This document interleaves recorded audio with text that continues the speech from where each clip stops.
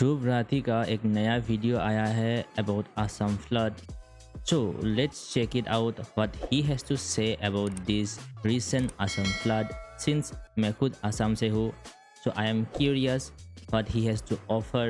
19 जुलाई 2026 असम के शिव सागर डिस्ट्रिक्ट में प्रसन्नता बौर ठाकुर अपने घर पर आराम से बैठे हुए थे कि तभी शाम लगभग 5 बजे अचानक से बाढ़ का पानी आना शुरू होता है. उस पूरे एरिया में उनका घर सबसे ऊंचा था जहां इससे पहले कभी बाढ़ का पानी नहीं आया था. लेकिन 19 Yes, it's true that in Assam, especially in the Sivsagar district, आज तक कभी भी बाढ़ या फ्लड्स नहीं आए थे. जुलाई की उस शाम 2 घंटे के अंदर अंदर पानी उनके सीने तक पहुंच गया. बचने के लिए प्रसन्नता ने बिस्तर पर कुर्सियां रखी और उनका परिवार पूरी रात इन्हीं कुर्सियों पर बैठा रहा. उनके पिता ने अपने 95 साल के जीवन में कभी ऐसी बाढ़ नहीं देखी थी. पूरा गांव पानी में डूब चुका था.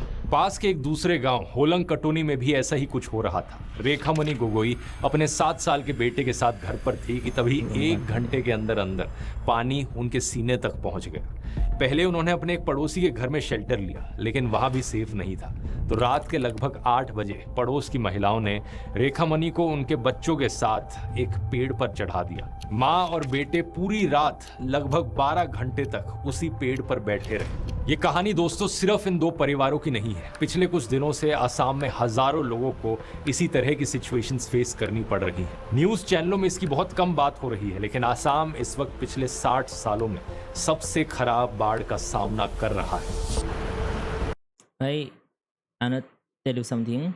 I have experienced this flood for like 2004 and 2-3 times. In 2004, I have experienced this. In 2000, recently in 2012, 2022, and then I think in 2016 or something. So 3-4 बार मैंने फ्लड्स को एक्सपीरियंस किया है. लेकिन हमारे यहाँ पे इतना ज़्यादा फ्लड्स होता भी नहीं था.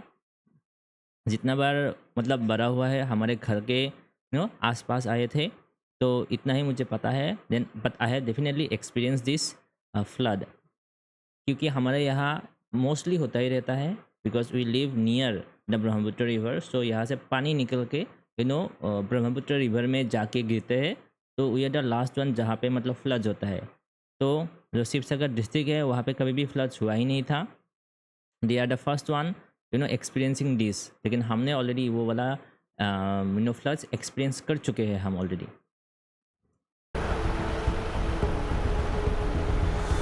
लगभग 80 से ज्यादा लोगों की मौत हो चुकी है और 2 लाख से ज्यादा लोग अफेक्टेड हैं. लेकिन सबसे अनफॉर्चुनेट चीज ये है दोस्तों कि असम में अब ये लगभग हर साल की कहानी बन चुकी है. बाढ़ आती है, हजारों करोड़ का नुकसान होता है, लोग मरते हैं, सरकार बाढ़ से निपटने का वादा करती है. मैं आज इस सभा मतलब I will show you the Assam map first, okay? Assam map. If you see this map here, okay, let me पहले ओपन कर लेता हूँ. हाँ, ये वाला. अगर आप ये फोटो देख रहे होंगे तो ये वाला है शिवसागर डिस्ट्रिक्ट, ये वाला. और हम रहते हैं यहाँ पे कामरूप में, यहाँ पे रहते हैं. और यहाँ हो रहा है शिवसागर डिस्ट्रिक्ट ऊपर. यहाँ हो रहा है आपका फ्लड्स. तो यहाँ भी पहाड़े हैं, वहाँ भी पहाड़े हैं. तो यहाँ से जितने भी पहाड़े हैं मतलब इनमें ग्लेशियर्स है नहीं. तो इसमें से जितना भी पानी आके गिरता है, ये प्लेन एरिया है हमारा डिस्ट्रिक्ट, तो इसमें जितना भी पानी आके गिरता है वो उतना ज़्यादा है नहीं. मतलब इस सेक्शन में जितना आता है. लेकिन ये वाला जो सेक्शन है, ऊपर वाला सेक्शन, ये ऊपर वाला सेक्शन है ना, ये इसमें भूटान और अरुणाचल प्रदेश है. भूटान, यहाँ पे भूटान है और यहाँ पे अरुणाचल प्रदेश है. तो अरुणाचल प्रदेश यानी मतलब ग्लेशियर, जितने भी ग्लेशियर से पानी, बर्फ़ का पानी आते हैं, तो वहाँ हर साल like Sonitpur, Vishwanath, Lakhimpur, Dhemaji, Tinsukia and this type of district में हमेशा मतलब बाढ़ आएगा ही आएगा, फ्लड्स आएगा ही आएगा. क्योंकि पहाड़ों से पानी गिर के आ जाता है, ऊपर से पहाड़ों से पानी छोड़ देते हैं बिकॉज ऑफ द डैम. तो ये Lakhimpur, Dhemaji, this is the most flood affected district in Assam, Dhemaji district. And then Tinsukia and this portion यहाँ पे हमेशा मतलब आपका बाढ़ आएगा ही आएगा. लेकिन जो ये नीचे वाला सेक्शन है, शिवसागर, जोरहाट, सराइदेव ये वाला जो सेक्शन है इसमें ज़्यादा बाढ़ आते नहीं हैं, क्योंकि यहाँ से इतना मतलब पानी नहीं यहाँ पे आके गिरता, तो इसीलिए मतलब यहाँ पे इतना ज़्यादा अभी तक इतना ज़्यादा हुआ नहीं था, क्योंकि यहाँ से जितना पानी आएगा वो बिकॉज ऑफ द बारिश। अगर बारिश होगा तो यहाँ से पानी आएगा, लेकिन ऊपर से क्या होता है, अगर बारिश ना भी हो तो because of the glacier Himalaya की वजह से यहाँ से पानी आ जाता है, लेकिन यहाँ से वो वाला प्रॉब्लम नहीं होता था। लेकिन बिकॉज ऑफ सम रीजंस अभी मतलब शिव सागर यहाँ से भी बहुत ज़्यादा पानी एक साथ ही आ गया है, बिकॉज में भी बहुत ज़्यादा जो पहाड़ों को काटा गया था, और बहुत सारे डैम्स, ये नागालैंड है, ये बहुत सारे डैम्स बनाए थे, तो उनमें से पानी आके सीधा यहाँ पर आ गया एक ही रात में। के माध्यम से पूरे आसाम की जनता को आश्वस्त करने आया हूं कि एक 5 साल हमें और दे दीजिए, आसाम को बाढ़ मुक्त बनाने का काम भारतीय जनता पार्टी की सरकार। लेकिन बदलता कुछ नहीं। बाढ़ तो आएगा ही, मतलब ये you can not stop this in Assam, होगा ही होगा। हर साल किसी ना किसी डिस्ट्रिक्ट में बाढ़ आना मतलब फैक्ट है। अब we can take precautions for this, लेकिन बाढ़ को हम नहीं रोक सकते यहाँ पे, ऐसा हो गया मतलब अभी। असम में हर साल इस तरीके से बाढ़ क्यों आती है, ये समझने के लिए हमें इसकी ज्योग्राफी जाननी जरूरी है। नक्शे पर देखोगे तो असम ब्रह्मपुत्र और बराक नाम की 2 नदियों की घाटियों में बसा हुआ है। 3 तरफ से पहाड़ियों से घिरा है और पानी निकलने के लिए बांग्लादेश की तरफ से सिर्फ एक छोटा सा आउटलेट है। जब इन पहाड़ियों पर पानी बरसता है तो वो सारा एक साथ आसाम में जाता है, और इसी कारण से आसाम का 40% हिस्सा हमेशा से फ्लड प्रोन रहा है। इस बार भी जो आसाम में बाढ़ आई उसका कारण ऊपर की पहाड़ियों में हुई बारिश है। 18 और 19 जुलाई को नागालैंड के वोखा, मोकोकचुंग और मोन डिस्ट्रिक्ट्स और आसाम के चराईदेव डिस्ट्रिक्ट में नॉर्मल से बहुत ज्यादा बारिश हुई। नागालैंड में 8 से 9 घंटे के अंदर ही 137 मिलीमीटर बारिश हुई, जिसे आसाम सरकार ने बाढ़ का प्रमुख कारण बताया। मोकुकचुंग में नॉर्मल से 493% ज्यादा और चराईदेव में 436% ज्यादा बारिश हुई, और इससे कुछ ही घंटों में आसाम की नदियों में पानी डेंजर लेवल को क्रॉस कर गया। स्पेसिफिकली कहा जाए तो आसाम की सबसे बड़ी नदी ब्रह्मपुत्र। पर यूनिट एरिया में देखा जाए तो ब्रह्मपुत्र पूरी दुनिया में अपने पानी के साथ सबसे ज्यादा सेडिमेंट्स लेकर जाने वाली नदी है। इन सेडिमेंट्स को Hindi The river combines suspended sediments load of about 1.84 billion tons per year in the world's highest. It is the world's highest, obviously. में गाद कहते हैं, जो बेसिकली मिट्टी और पहाड़ों के मलबे से आते हैं। ब्रह्मपुत्र तिब्बत में ओरिजिनेट होकर अरुणाचल प्रदेश से होती हुई आसाम में आती है, और ये रास्ता बहुत अनस्टेबल है। लगातार पूरे रास्ते के दौरान पहाड़ों का मलबा टूटकर इसमें गिरता रहता है और बहुत ज्यादा सेडिमेंट्स इकट्ठे होते रहते हैं। इनकी मात्रा इतनी ज्यादा होती है कि दुनिया की सबसे बड़ी नदी अमेज़न रिवर जो साउथ अमेरिका में, उससे भी लगभग 5.5 गुना ज्यादा सेडिमेंट्स ब्रह्मपुत्र में देखने को मिलते हैं पर स्क्वायर किलोमीटर। अब क्योंकि पहाड़ों में ढलान बहुत ज्यादा होती है तो इसके कारण ये सारे सेडिमेंट्स नदी के साथ ही बहते चले जाते हैं, लेकिन अचानक से जैसे ही असम के प्लेन्स आते हैं ये ढलान एकदम से कम हो जाती है, तो नदी के पानी की स्पीड भी गिर जाती है और ये सारे सेडिमेंट्स यहीं जमा होने लगते हैं। अब इसी कारण से हर साल ब्रह्मपुत्र का जो रिवर बेड है वो धीरे धीरे थोड़ा थोड़ा ऊपर उठता रहता है, और जो नदी की पानी कैरी करने की कैपेसिटी है ये कम हो जाती है और पानी आसपास के एरियाज में फैलने लगता है। इसके नंबर्स बहुत शॉकिंग हैं। साल 1912 और 1928 के बीच हुए सर्वे में ब्रह्मपुत्र 3870 स्क्वायर किलोमीटर्स में फैली हुई थी, लेकिन 2006 तक आते आते यही एरिया 6000 स्क्वायर किलोमीटर हो चुका था। कई जगहों पर तो ब्रह्मपुत्र नदी की चौड़ाई 15 किलोमीटर तक बढ़ चुकी है, और ये कोई नई चीज नहीं है, ये सिलसिला सदियों से धीरे धीरे चलता आ रहा था। और फिर क्योंकि मतलब एक 1900 में यहाँ पे एक बहुत बड़ा अर्थक्वेक हो गया था, तो उसमें बहुत सारा माटी मतलब आके ब्रह्मपुत्र के बैंक पे, रिवर के बैंक पे मतलब जमा हो गया था, तो उसका मतलब जो डेप्थ है वो बहुत कम हो गया था। तो हर साल ऐसे ही आके मतलब जितने भी मलबे है, गड्ढे है, वो आके मतलब यहाँ पे सेटल हो जाता है नीचे, और उसके बाद उसका जो एसिड इंटरफीरियो जो डेप्थ है वो अभी कम हो रहा है, तो पानी सारे तरफ से मतलब फैल जाते हैं। And for that to not happen, अगर फ्लड्स को रोकना है तब ये जो ब्रह्मपुत्र का बैंक है उसका जो नीचे का है मतलब डेप्थ है उसको बढ़ाना होगा, तो उसके लिए बहुत ज़्यादा पैसा शायद खर्च होगा, बहुत ज़्यादा पैसा खर्च होगा उसके लिए। 15 अगस्त 1950 को आसाम में एक 8.6 मैग्नीट्यूड का अर्थक्वेक आता है। What I like about Epidemic Sound is that it fits naturally into my workflow. I can search based on emotion.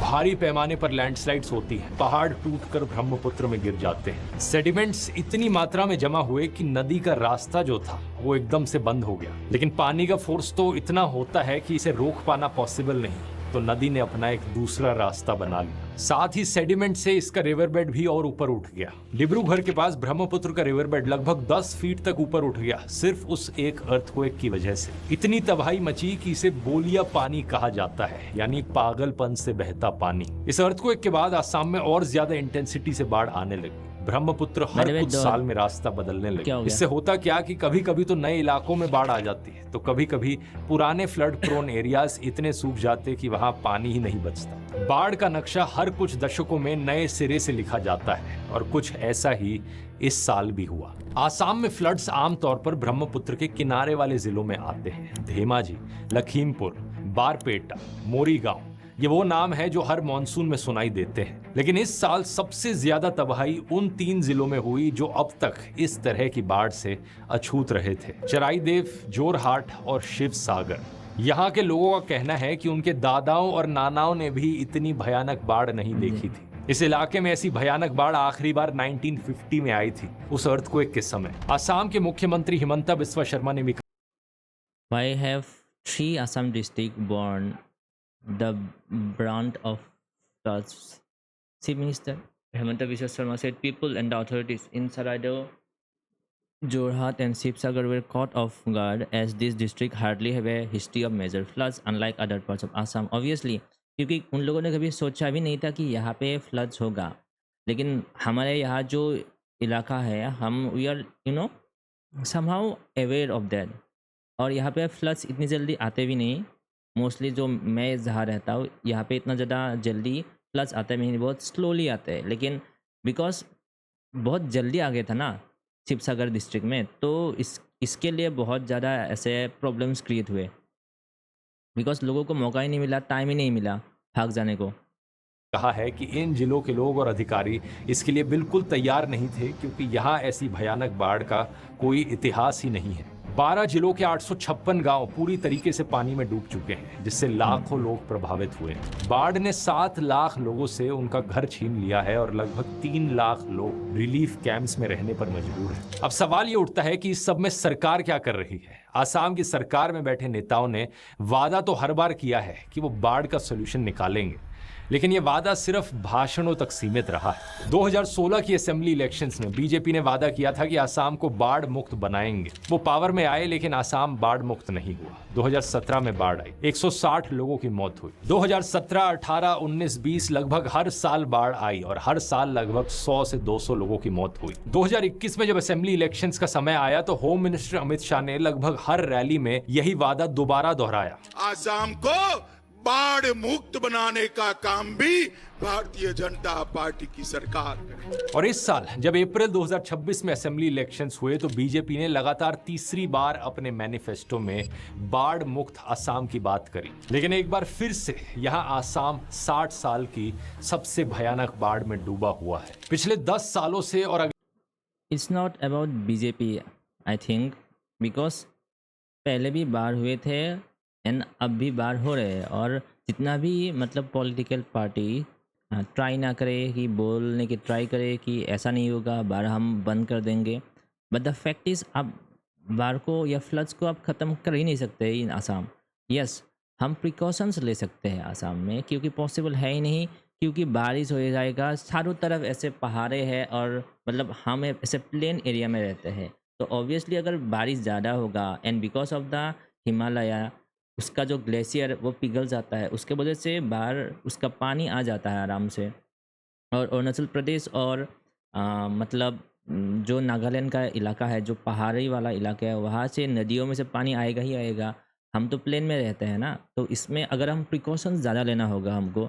या सेकेंड ऑप्शन ये है कि शायद हमें जो ब्रह्मपुत्र नदी है उसका जो डेप्थ है उसको बढ़ाना होगा, तभी जाके ये सब हो सकता है, तभी जाके फ्लड मतलब थोड़ा सा कम हो सकता है जो आसपास इलाका है उसमें, लेकिन जो सरायदेव या जो मतलब शिवसागर डिस्ट्रिक्ट वाला इलाका है, आई डोंट नो कि बिकॉज पहाड़ों में ऐसा क्या हुआ था, क्या पहाड़ों को काटा जा रहा था, क्या कुछ हो रहा था उसके वजह से हो रहा था, वो मुझे भी आई डोंट एग्जैक्टली नो कि वहाँ पर एग्जैक्टली क्या हो रहा था जिसके वजह से इतना ज़्यादा इतना जल्दी मतलब वो फ्लड्स आ गए उन लोगों पे। तो it's more of A geographical problem rather than A political party problem for me, मुझे ऐसा लगता है। अगले 5 सालों तक एक ही सरकार रहेगी आसाम में। क्या इतना समय काफी नहीं है आसाम को बाढ़ मुक्त बनाने के लिए? नहीं है भाई, नहीं है। मुझे नहीं लगता कि आप जो भी यहाँ पे कोई भी पॉलिटिकल पार्टी आ जाए तो they will never be able to solve this problem, मुझे तो नहीं लगता। और अगर सॉल्व करना चाहते हैं तो बहुत ज़्यादा पैसा खर्च करना होगा जो नहीं कर सकते हैं। पूरा का पूरा जो ब्रह्मपुत्र नदी है हमारा, जो असम के बीच में से फ्लो होता है, तो उसका पूरा का जो बेड है, रिवर बेड है, उसको उसका डेप्थ बढ़ाना होगा तभी जाके हो सकता है पॉसिबल। और अगर पॉसिबल है तो I don't know what Subrati has to say about this video. उनका जो पॉइंट ऑफ व्यू है वो उनके पास है, लेकिन मुझे ऐसा लगता है कि it's not a political party वाला एंगल। तो इसमें जो ज्योग्राफी है उसको अगर हम समझे, अगर कोई भी पॉलिटिकल पार्टी आए, अगर वो लोग इसके बाद जो भी आएगा, तो अगर वो लोग अच्छे से काम करें तो प्रिकॉशंस के ऊपर ध्यान दे तो कुछ ना कुछ सॉल्यूशन निकल सकता है, rather than thinking about this all this political party angle। बाढ़ के सॉल्यूशन के नाम पर सिर्फ एक ही काम किया जाता है हमेशा, ब्रह्मपुत्र के किनारों पर एम्बैंकमेंट्स, यानी मिट्टी, कंक्रीट और सीमेंट की दीवारें बनाना। अभी तक आसाम में लगभग 4800 किलोमीटर लंबी एम्बैंकमेंट्स खड़ी की जा चुकी हैं। लेकिन जब भी बड़ी बाढ़ आती है, जब इनकी सबसे ज्यादा जरूरत होती है, तब ये कोई प्रोटेक्शन नहीं दे पाती और टूट जाती है। आज से 7 साल पहले 2019 में भी मैंने आसाम फ्लड्स पर वीडियो बनाया था और इस वीडियो में डिटेल में बताया था कि एम्बैंकमेंट्स आसाम में किसी काम की नहीं है, लेकिन फिर भी हर साल बाढ़ को कंट्रोल मतलब करने काम का है, लेकिन उसका जो आपको हर साल उसको से अच्छे करने, तो हर साल उसको ऐसे ठीक करना होता है, वो काम शायद कम हो सकता है, आई डोंट नो। जो नया वाला है एम्बार्कमेंट्स, उनमें प्रॉब्लम्स आ रहे हैं, जो पुराने हैं उनमें से इतना प्रॉब्लम नहीं आ रहा है, क्योंकि हमारे पास भी एम्बार्कमेंट है, हमसे थोड़ा सा दूर है घर के, या 1 किलोमीटर दूर है वो वाला, and we are safe because of that embankment. अगर वो वाला नहीं होता तो हमारे यहाँ फ्लड्स हर ईयर एवरी ईयर आ जाता यहाँ पे भी फ्लड, लेकिन because of that we are safe right now and it is very old actually. और जो नया बन रहा है अभी उसमें प्रॉब्लम आ रहा है, क्योंकि उसमें जो मिट्टी अच्छे से ऐसे टफ नहीं हो रहा है उसमें। आई don't know if I am saying right और रॉन्ग। नाम पर यही होता है, कुछ नई एम्बैंकमेंट्स बना दी जाती हैं और पुरानी एम्बैंकमेंट्स की मरम्मत कर दी जाती है। रिसर्चर पार्था दास कहते हैं कि कॉन्ट्रैक्टर्स, ऑफिसर्स और पॉलिटिशियंस का ये जो नेक्सस है, ये चाहता है कि एम्बैंकमेंट्स टूटती रहे ताकि मरम्मत का धंधा चलता रहे और वो कमीशन से पैसा कमाते रहे। इसी तरह से सरकार बाढ़ को रोकने के लिए ड्रेजिंग पर भी फोकस करती है। ड्रेजिंग का मतलब नदी के अंदर से सेडिमेंट्स को निकालना बुलडोजर्स के जरिए, मशीनों के जरिए। लेकिन ये भी प्रैक्टिकल नहीं है, क्योंकि जितनी तेजी से सेडिमेंट्स निकाले जाते हैं उतनी ही तेजी से वो वापस आ जाते हैं। फिर इस प्रॉब्लम का सॉल्यूशन क्या है? Did you know there's a new AI tool that allows you to create All AI these generated ads. YouTube thumbnails by just pasting a सरकार की खुद की वेबसाइट देखिए क्या कहती है। आसाम सरकार की वाटर रिसोर्सेज डिपार्टमेंट की वेबसाइट पर साफ लिखा है कि आसाम में बाढ़ और इरोजन की समस्या को कम करने के लिए आज तक कोई लॉन्ग टर्म कदम नहीं उठाया गया है, सिर्फ शॉर्ट टर्म और इमीडिएट कदम उठाए जाते हैं। I think long term solution ज़्यादा फ्रूटफुल होगा अगर कर पाए तो। 2024 में भी जब आसाम बाढ़ में डूबा हुआ था, तब भी मुख्यमंत्री हिमंता बिस्वा शर्मा ने कहा था कि आसाम में बाढ़ ज्योग्राफिकल फैक्टर से आती है जो सरकार के कंट्रोल से बाहर है। अब ये बात कुछ हद तक सच जरूर है दोस्तों, लेकिन ये बात ट्रू, मैंने ये बोला था ये हाफ ट्रू है, 100% ट्रू है नहीं। बात भी सच है कि सरकार कुछ उल्टे कदम यहाँ पर उठा रही है, जिसकी वजह से सिचुएशन और खतरनाक बनती जा रही है। नेचुरल और जियोलॉजिकल फैक्टर्स के अलावा आसाम में फ्लड्स के पीछे 2 और बड़े कारण बताए जाते हैं, क्लाइमेट चेंज और डिफॉरेस्टेशन। क्लाइमेट चेंज के कारण पहले जितनी बारिश कई महीनों में होती थी, अब कुछ दिनों में उतनी हो जाती है और एक दिन में 50 से 100 मिलीमीटर बारिश के इवेंट्स बढ़ रहे हैं। इससे जो फ्लड्स हैं वो पहले से ज्यादा और इंटेंस बन रहे हैं और ज्यादा तबाही मचा रहे हैं। इसी तरह डिफॉरेस्टेशन के बाद जब जमीन बंजर हो जाती है तो पानी ज्यादा रफ्तार से नीचे आता है। हाँ, deforestation this is an actual valid point, क्योंकि डिफॉरेस्टेशन असम में बहुत ज़्यादा हो रिसेंटली और अपने साथ और ज्यादा मिट्टी लेकर आता है। अनफॉर्चुनेट चीज ये है कि इन फैक्टर्स को कंट्रोल करने की जगह सरकार डेवलपमेंट के नाम पर और पेड़ काट रही है, लगातार माइनिंग करे जा रही है, जिससे ब्रह्मपुत्र में और ज्यादा मिट्टी आ रही है। सबसे शॉकिंग बात यह है कि असम में अभी तक कोई फ्लड प्लेन जोनिंग का कानून तक नहीं बना है। जोनिंग का कानून बताता है कि नदी के कितनी दूर तक बसना है, घर बनाना है और कहां खेती करनी चाहिए, कहां पर मना होनी चाहिए। 1975 में केंद्र सरकार ने राज्यों को फ्लड प्लेन जोनिंग का मॉडल कानून बनाकर भेजा था, लेकिन असम ने आज तक इस बिल को पास नहीं किया है। अब ये सब सुनकर आप सोचोगे कि आखिर सोल्यूशन क्या है यहाँ पर। गुवाहाटी यूनिवर्सिटी में प्रोफेसर रहे परिमल सी भट्टाचार्य जी कहते हैं कि नदियों को कंट्रोल करना और ज्यादा डिजास्टर्स को इनवाइट करना है। इन ज्योग्राफिकल कंडीशंस को देखते हुए हमें बाढ़ के साथ जीना सीखना होगा। असम में बाढ़ को आने से हम बाढ़ को आने से या फ्लड्स को आने से रोक नहीं सकते। We can just take precautions, that's all you can do in Assam. रोकना पॉसिबल नहीं है, लेकिन इस बाढ़ से होने वाले नुकसान को रोकना जरूर पॉसिबल है। बाढ़ के साथ जीने का मतलब है कि ऊंची जगहों पर घर बनाए जाए, पक्के घर बनाए जाए, क्योंकि ज्यादा नुकसान वहीं होता है जहां ज्यादा कच्चे घर होते हैं। इसके अलावा हर गांव में ऊंचे प्लेटफॉर्म बनाए जाने चाहिए जहां पर पीने का पानी, सैनिटेशन और हेल्थ केयर जैसी सुविधाएं हों। फोरकास्टिंग और अर्ली वार्निंग सिस्टम्स को मजबूत किया जाना चाहिए और हर पंचायत लेवल तक डिजास्टर मैनेजमेंट ट्रेनिंग दी जानी चाहिए। 1990 के दशक में दोस्तों असम सरकार ने भी लिविंग विद फ्लड्स की स्कीम शुरू करी थी, लेकिन करप्शन के आरोपों के बाद इस स्कीम को वापस ले लिया गया। अब इस तरीके की स्कीम्स को ट्रांसपेरेंसी के साथ लाने की जरूरत है। इसके साथ ही रिलीफ एफर्ट्स को लेकर भी सरकार को अपना सिस्टम ठीक करने की जरूरत है। अभी एक वीडियो वायरल हुआ जिसमें लोगों को सरकार की तरफ से जो खाने के पैकेट्स दिए गए थे वो खाना ही खराब था, क्योंकि इन्हें सीधे बाढ़ के पानी में फेंक दिया गया।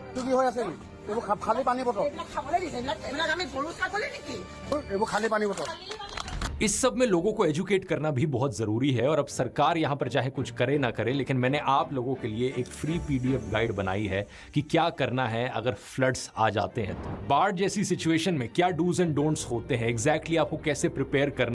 भाई इंग्लिश में है क्या, बट जो लोग एक्चुअली इन फ्लड से इफेक्टेड है they can read this manuals. You have to write this manual in Assamese. जो फ्लड इफेक्टेड एरिया में रहते हैं वो बहुत ज़्यादा पोर है and I don't think so they can read Assamese, I don't think so they can read English language. So if Thubrati can translate those into Assamese, it will be more helpful. चाहिए और ये guide सिर्फ आसाम के लोगों के लिए नहीं बल्कि सभी के लिए काफी यूजफुल होगी जहां भी बाढ़ आती है, चाहे बिहार में हो, मुंबई में हो या गुड़गांव में हो। कंप्लीटली फ्री टू डाउनलोड है। इसका लिंक पिन कमेंट में आपको मिल जाएगा और डाउनलोड करके आप और लोगों के साथ, अपने परिवार और दोस्तों के साथ भी शेयर कर सकते हो, ताकि अगली बार आपके एरिया में बाढ़ आए तो आप प्रिपेयर्ड हो उसके लिए। ये सारी चीजें सुनने में बड़ी सिंपल लगती है, लेकिन यही सॉल्यूशन है यहाँ पर। जापान जैसे देश को देख लो।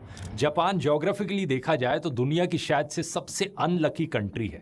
वहां पर जितने अर्थक्वेक्स और सुनामीज आते हैं उतने दुनिया के किसी और देश में नहीं आते। ऊपर से वोल्केनोज भी रेगुलरली फूटते रहते हैं, लेकिन फिर भी वहां की सरकार ने, वहां के लोगों ने इन डिजास्टर्स के साथ जीना सीख लिया है। अर्थक्वेक्स और सुनामीज के लिए वहां पर फोरकास्टिंग और अर्ली वार्निंग सिस्टम्स बनाए गए हैं। जैसे ही कोई अर्थक्वेक आने वाला होता है, लोगों के फोन में अलर्ट बच जाता है, लोगों को बताया जाता है सेफ जगह पर जाओ। हर एक गांव, हर एक डिस्ट्रिक्ट में डिजास्टर मैनेजमेंट ट्रेनिंग दी गई है लोगों को। लेकिन हमारे यहाँ क्या डिजास्टर ट्रेनिंग सिस्टम काम करेगा? I just don't know. ये बस नाम का बना हुआ है, लेकिन काम का तो होगा ही नहीं। बस नाम के लिए बनाए जाएंगे डिजास्टर मैनेजमेंट कुछ भी, लेकिन आई डोंट थिंक सो ये काम करने वाला है हमारे एस्पेक्ट में। तो इसका एक कुछ प्रैक्टिकल सॉल्यूशंस तो होना ही होगा। ये जो आप अर्ली अलर्ट सिस्टम है वो भी काम नहीं करेगा हमारे यहाँ। मुझे नहीं लगता वो काम करेगा। बताया गया है कि कैसे इन क्योंकि वो जापान है, उसका ज्योग्राफिकल एरिया कम है ना। हमारा तो सेंट्रल से यहाँ तक लोगों को पता भी नहीं था कुछ साल पहले कि आसाम में ऐसे ऐसे जगह भी है। आज भी लोगों को पता नहीं है। वही बात है ना, चीजों से बचना। पहले तो कुछ कनेक्टिविटी था भी नहीं। आजकल थोड़ा सा वो कनेक्टिविटी हो गया है, वो कनेक्टिविटी मतलब रोड वाइज या ट्रेन वाइज वो कनेक्शन थोड़ा सा एस्टेब्लिश हो गया है, लेकिन पहले तो इतना भी नहीं था। वो हो रहा है, लेकिन आई डोंट थिंक सो कि ये जो आप बोल रहे हैं कि आप अर्ली अलर्ट सिस्टम लाइए, ये लाइए, वो लाइए, आई don't think so it will work in Assam. कर सकते हो, लेकिन करप्शन बहुत ज़्यादा हो सकता है इसमें। ना है क्या करना है ऐसी सिचुएशंस में। सभी नए बनने वाले घरों को अर्थक्वेक प्रूफ बनाया गया है। यही कारण है दोस्तों कि 2 साल पहले जब जापान में but we can not do that. Flood proof तो बना नहीं सकते। कितने लोगों को पैसे दोगे आप? बेहद पावरफुल 7.6 मैग्नीट्यूड का अर्थक्वेक आया और उसके बाद सुनामी आया तो उतना नुकसान नहीं हुआ जितना शायद किसी और देश में होता इतनी इंटेंसिटी के साथ। एग्जैक्टली उनकी सरकार ने क्या कदम उठाए हैं यहाँ पर, और आखिर जापान इतना अनलकी देश क्यों है, इसे अगर गहराई से समझना चाहते हैं तो अब ये वाला वीडियो देख सकते हैं जाकर। मैंने इस वाले वीडियो में डिटेल में एक्सप्लेन किया है, यहाँ क्लिक करके। बहुत बहुत धन्यवाद। Okay, I think this is the video and he Dhruv Rathee ने बहुत सारे ऐसे प्रॉब्लम्स और मुद्दे उठाए हैं। I think most of them are definitely true, and most of the information he provided is actually true, and most of the solutions or precautions जो हम ले सकते हैं, क्योंकि उसके साथ जीना हमें सीखना होगा, and this is all we can do. और जब तक परमानेंट सॉल्यूशंस तो होगा नहीं, वैसे भी ऐसे ही आते ही रहेंगे, छोटे बड़े तो ऐसे फ्लड्स आते ही रहेंगे आसाम में। Just we have to live with it, और उसके हिसाब से प्रिकॉशंस तो हमें डेफिनेटली लेना होगा। तो अगर आपको ये वाला वीडियो अच्छा लगा है तो please like this video and subscribe it bro.